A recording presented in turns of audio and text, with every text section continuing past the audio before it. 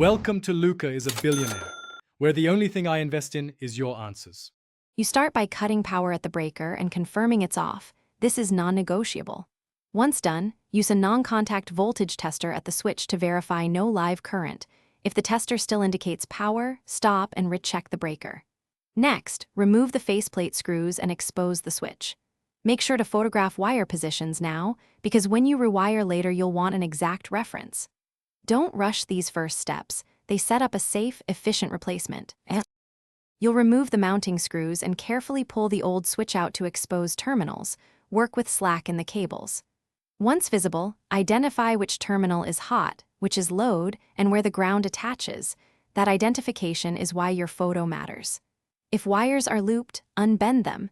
If ends are damaged, cut and strip about 1/2 inch of insulation to reveal fresh copper.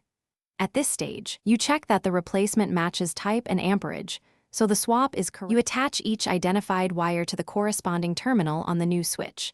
Hot to hot, load to load, ground to ground, and tighten screws snugly, but avoid crushing the wire.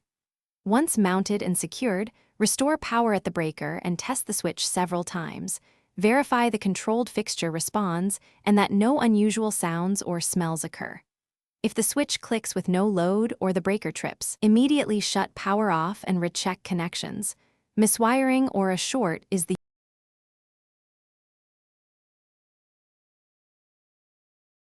Thanks for watching and please subscribe. It's the best investment you'll ever make.